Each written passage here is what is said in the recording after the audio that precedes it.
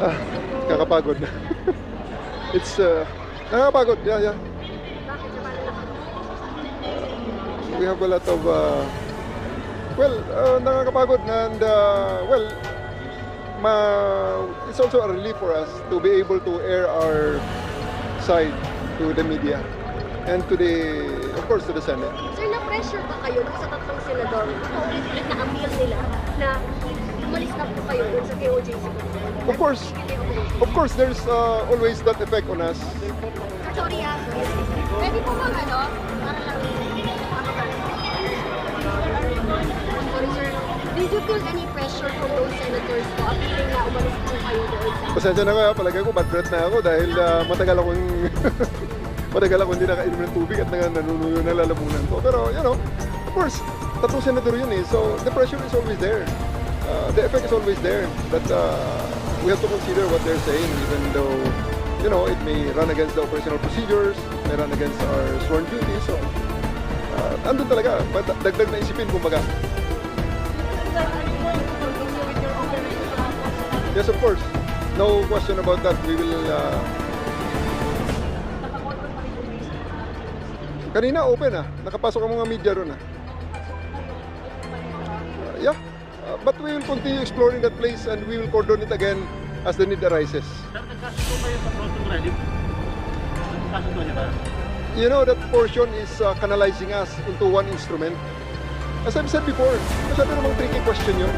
Hindi naman po pwede yun i-surrender namin ang buong operation dahil lang sa isang napili ni Atty. Torion na instrumento.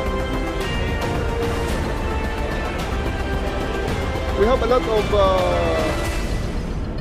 lot of instruments, MJ, and I will not allow that we will be tricked into that corner by your lawyer and debunk all others of all other equipment. That's why we brought more redundancy. Wala kami napagkasunduan regarding that matter. Wala kami napagkasunduan. Isa lang siguro dapat pagkasunduan dito. Ilabas niyo si Apollo Kibuloy. Napakasimple. Doon lang ang katapusan ng lahat. Pag si Apollo Kibuloy ay humarap na sa huwes. Lagi rin sinasabi ninyo, MJ, justice for Apollo Kibuloy. Saan hustisya nyo hinahanap ang hustisya na yan? Sa kalsada? Hindi naman po pwede dyan. Pag sinabi nyo justice for Apollo Kibuloy, ibig sabihin, ang hustisya iisa lamang dito sa Pilipinas. Nasa mga korte. At ang unang step para makatanggap ka ng hustisya ay magpasakop sa korte. And in this case, to surrender to the court. Yun ang rason dyan, yun ang paraan dyan. Wala nang iba. Just like any other Filipinos. We will re-strategize. Actually, I'm energized.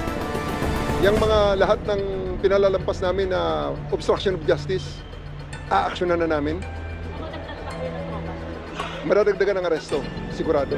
Sir, are you going to continue the... Sir, you said about hard arrest. As the need arises, we will do whatever it takes. We will do whatever is needed to catch Apollo Kibuloy in that compound. Yes, the search will be conducted on our own terms, not on theirs. Nakita niyo naman eh.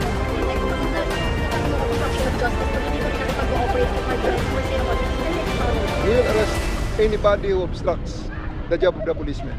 Are we expecting casualty? We are. We don't have any other information that states otherwise. All the information that we have right now, nandiyan sa loob.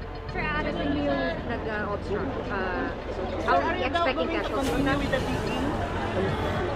As the need arises.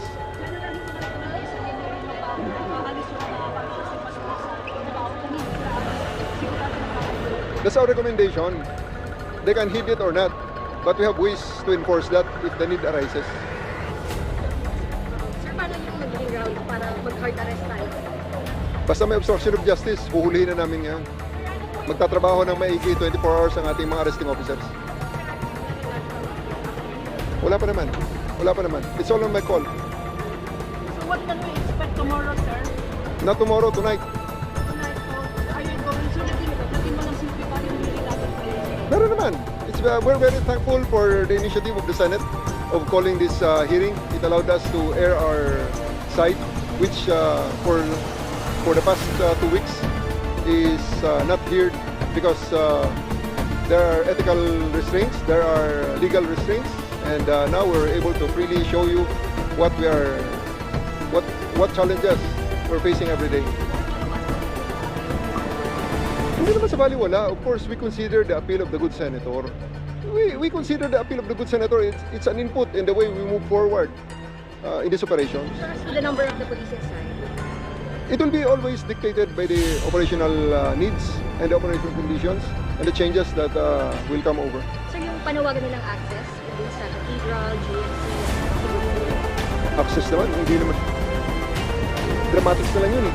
Kasi at this point, pumunta kayo sa Cathedral at makikita nyo mga abogado nyo babantay sa lahat ng aming ginagawa. Diba? At saka sa dramatics na pinipigilan ng media, kayo nakakaalam. You know the answers. Pag akong tanungin nyo, the media is everyday welcome in KOGC. However, that is not a decision that I can make considering that it is a private entity. Nakakapasok kaming pulis sapagkat kami ay armed ng search warrant, and the rules of court allows us to break into this compound, into these enclosures, into these areas.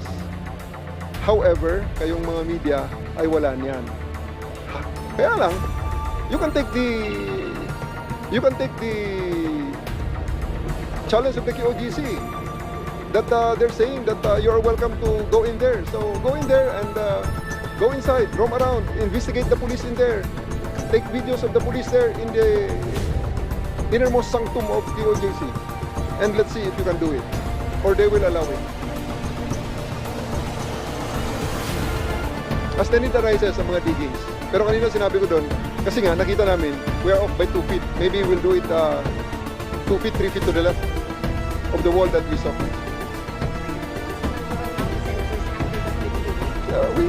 We have a high respect to our senators, and we always thank them, and I would like to express my personal gratitude to them for giving us this chance to also air our side, which have been so long suppressed during all of these operations.